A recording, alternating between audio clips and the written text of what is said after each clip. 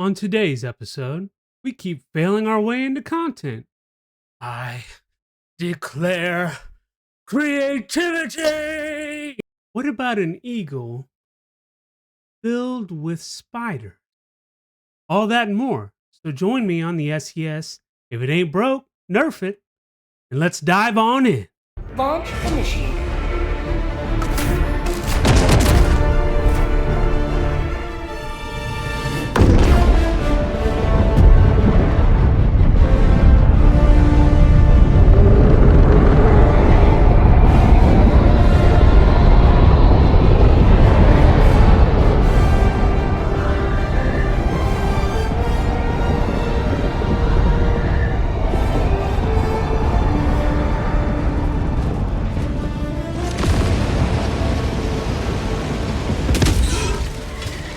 Hey everyone, Raul here. Welcome to today's episode. We had quite a bit going on this week. Some major changes within Arrowhead and the Helldivers 2 development team. So we're going to cover that today.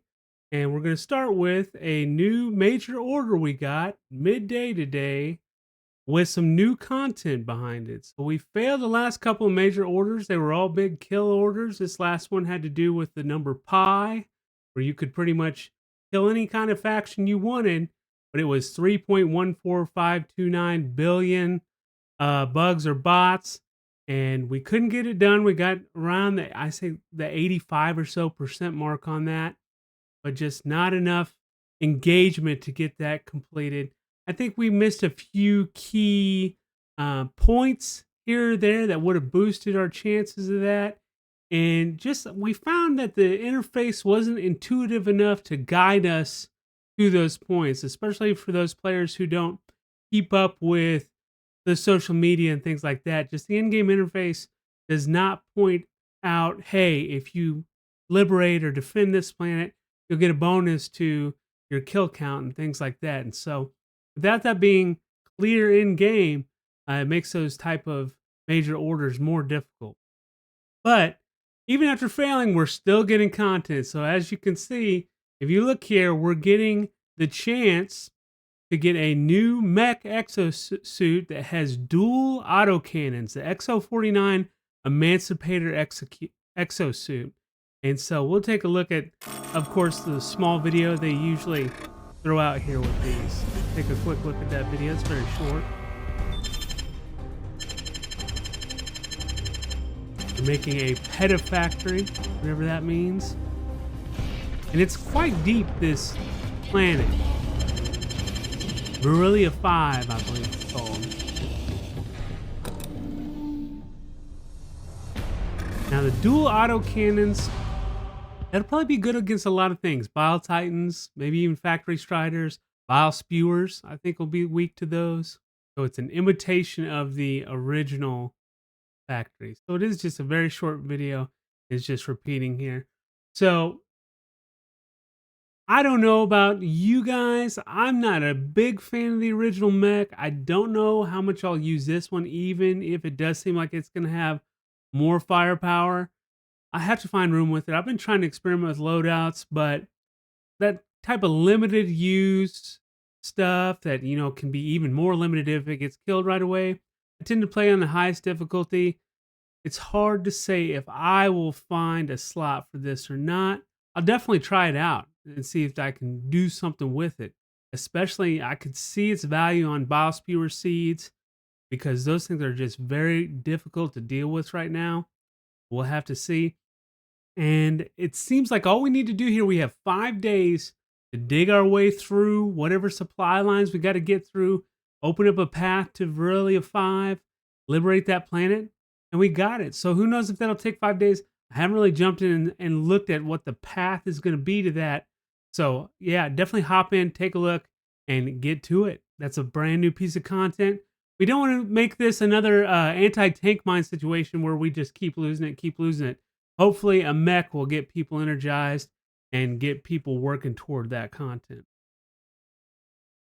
Next piece of news we have here is Johan has stepped down as CEO and is taking a different role as chief creative officer instead. And he's kind of made it clear the last few weeks or months or whatever that he really doesn't like being CEO. He likes messing with the game, being on the development team, coming up with ideas for the game. Not such a big fan of numbers and business meetings and quarterly reports and reporting to the publisher and things like that. So he has hooked up with his old buddy, James Giorgiani, who he's worked with in the past on a few other games they put out, like Magica and a Magica sequel they were talking about. And he has made him the new CEO to take over the business proceedings so he can jump in and start really working on the game in earnest, especially when it comes to balancing. And ever since he made that announcement, he has just been going wild with the communication on Twitter, things like that, interacting with the community, asking for ideas, saying what he's going to do next in this new role. And they actually did an interview together, an exclusive interview on GamesBiz or GamesIndustry.biz. That I will put a link to that interview in the video description. So if you're on the audio format, definitely come by the YouTube channel at Drywall Gaming. Check out the interview, or just go straight to gamesindustry.biz and check out the interview with Johan and Shams, where they talk about their personal history, why they wanted to make this decision, why Johan wanted to get back to the development creative side of things, why Shams wanted to come in and get involved with the business side, and where he's at with his career, and where they want to go with the company. And one thing they mention here, especially Johan, says he wants to be, or he wants Arrowhead to be, the next From Software or Blizzard. And there was some confusion about that statement. We'll go over that in a moment. But the real moral of the story is he says he does not care about monetary success or making numbers or going public or becoming a millionaire. He just wants to make games that people enjoy and talk about, especially co-op games. And he wants to be humble about it, and he wants to make games that people enjoy more than anything else. And that's kind of how that interview is summed up here. But definitely come check out, read the whole thing. It's a very good interview, very insightful. And one thing, like I said, about that interview where he says he wants to be the next From Software or Blizzard as far as Arrowhead and Helldivers is concerned, he did come back onto Twitter and clarify that he wasn't talking about today's Overwatch Blizzard. He was talking about old school Blizzard, original StarCraft, original Warcraft, original World of Warcraft, early Blizzard, where everybody loved Blizzard and couldn't wait until they put out their next game. It was just chomping out the bit for those games. He clarified and that's what he's actually talking about. He does not mean modern day big corporate Activision Blizzard. He's talking about old school Blizzard. So that was probably a needed clarification. And then today, this afternoon, he did something pretty fun, and I actually got involved with this, as he came on and asked for some input on Eagle stratagems. He said, give us your best Eagle stratagem ideas. And I came in and I said, what about an Eagle stratagem? And I was kind of thinking in my mind of Metal Gear Solid 5 and the Fulton recovery system, where you bring a guy up on a balloon and then the plane comes and grabs him, zips him off. Well, what about a system like that where you throw the beacon down, or maybe you get lifted up by a balloon and it zips you off a few hundred meters and drops you back down, kind of escape a big swarm or a bug breach or a bot drop or just a bad situation that you're in? I think that would be great, because I've been doing a lot of testing in solo blitzes, search and destroys, for an upcoming video I'm working on. I just keep getting overwhelmed by hundreds of hunters and scavengers and pouncers. And it just, like, some of the guns I'm testing out just do not have the fire rate to keep up. So if I had an escape mechanism like that, I could deal with those situations. And we just don't have anything in the game like that right now.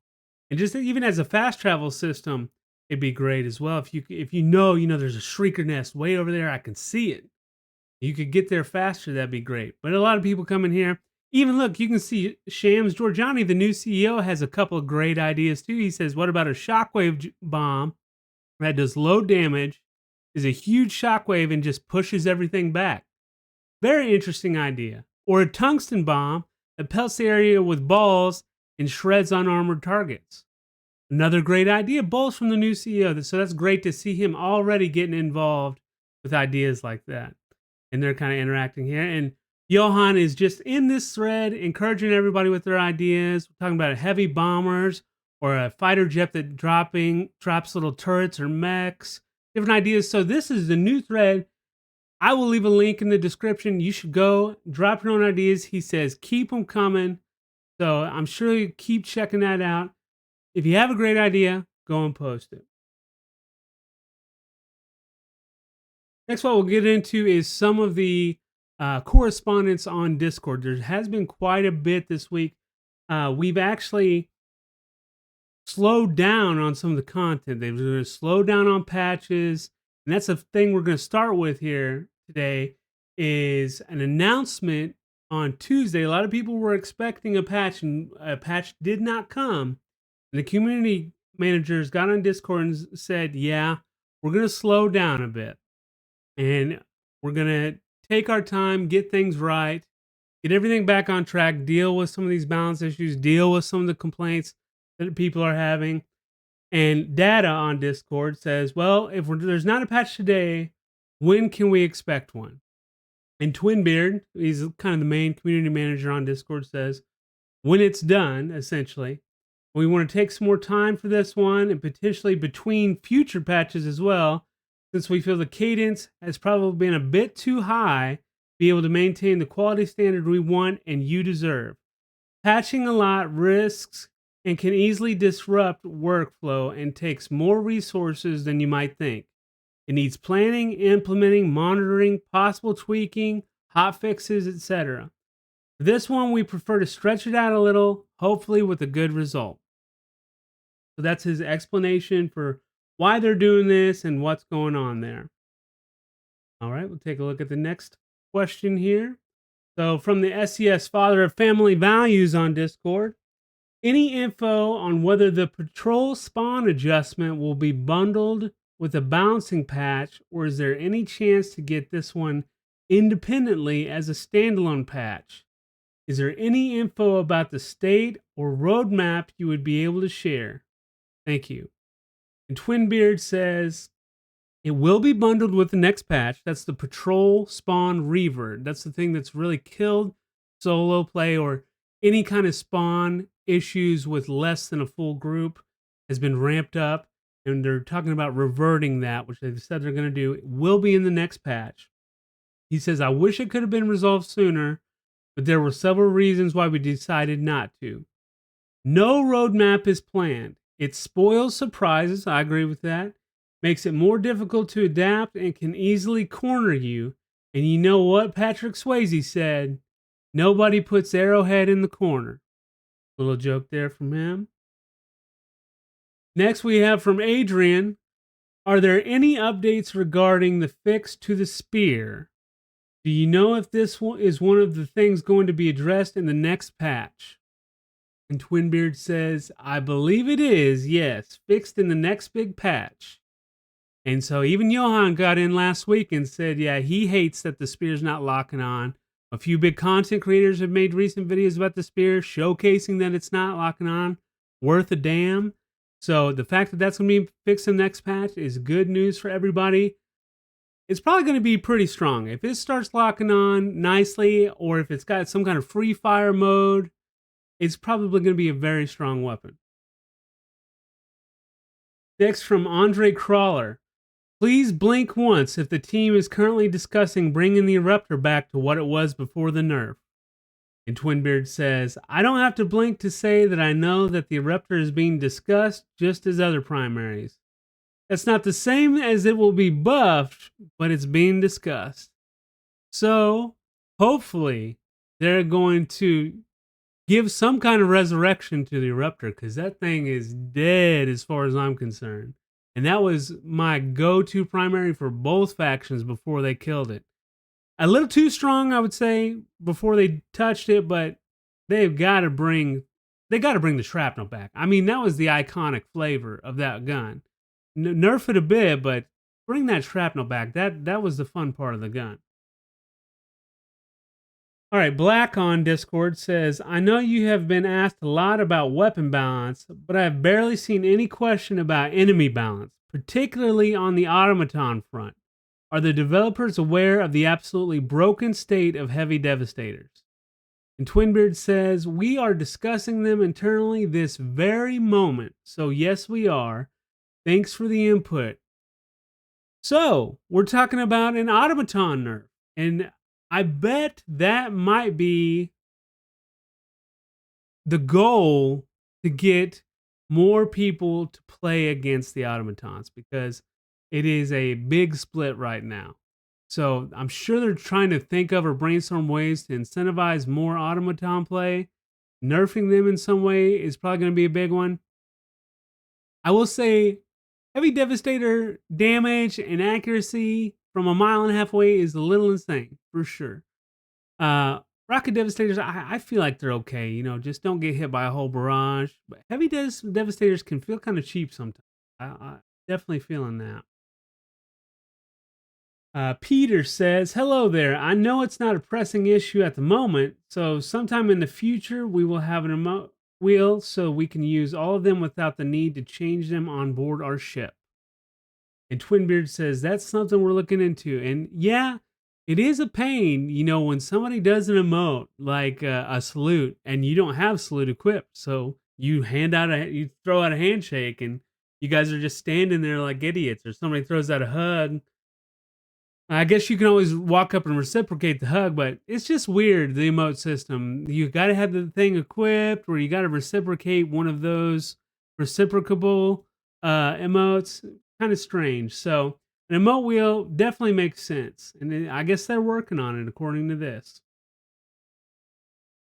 Fun Furious says, what's the vision on releasing new stratagems? I know that war bonds are every month, and in the story, we're given stratagems based on how it goes. I'm just wondering, could there be months where we go without getting a stratagem? Or is it a fixed amount we should be getting per month or 2 months? Or is it purely just based on the story?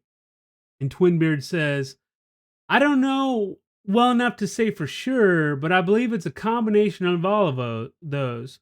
No fixed amount, more of a combo, narrative, meta, and us wanting to provide new content, I'd say. Next, we have Megumin says, give us a reconnect button, please. And Twinbeard says, I know various reconnect rejoin stuff is being discussed. No details on outcome yet, but I can try to check where we're at. And I totally am and for this. I've had so many games that were just going super well. You know, we were almost done and I got disconnected for some reason. I'm like, man, I really want to get back in that game because we were doing great. We had like all the sides done. We were just finished up the main. We had, all the supers. It was going very well. And no way to get back in the game. Sometimes I have had luck sometimes going to recent players and like trying to add them, or sometimes there'll be a rejoin option there, but not having a join previous game or something like that button is painful. Next, we have Steve Trooper on Discord says, I am once again asking if there's any information whatsoever on any AI Thief Troopers that we can call in or see in game. And Twinbeard says, no info at this point. I wouldn't rule it out long term, though. After all, we need more cannon fodder, brave troops, to help spread freedom and manage democracy throughout the galaxy. And this guy, he's committed to that Thief Trooper RP. He's named Thief Trooper. Apparently, this is not the first time he's asked for this. So he wants that content. And I've seen, there's been some images and videos of something like that before being shown. So there's got to be coming, but it seems like it's still ways off for whatever reason. Maybe they just can't quite get that right. And we've had I know a couple major orders, or maybe the last one or the one before last, kind of hint at that. New recruits being trained. everybody volunteering, things like that, kind of hinted at that type of thing going on, but not really seen anything from it yet. All right, Novalesk asks, are macros allowed? And Twinbeard says, as in normal macros, like shortcuts with hardware, yes. Those won't get you banned. We don't encourage it since it's not how the game was meant to be played, but we get that people want to experiment. And the main reason for us not interfering is that it can be of great help as an accessibility feature for players with disabilities. There you have it. They're not totally against macros, but they do feel that it is somewhat against the spirit of the game if you use them. But they get that people want to mess around with them. So I'm not going to mess with that. They're just going to kind of say, it's not really how you should play the game. All right, next we have Bill Preston America says, is it possible to get loadout presets? One for bugs, one for bots maybe, switching back and forth for new guns and armor, and testing different loadouts. I often lose track of my go-to loadout. Twinbear says, for various reasons, the answer is currently no on that one. I know it may sound slightly disappointing, but an honest reply is better than silent treatment, in my opinion. This is a little disappointing to me. I could definitely see why they would put it on the back burner, because there's just no need for it. It's not going to fix any problem in the game. It is a total quality of life thing, and it can be somewhat detrimental.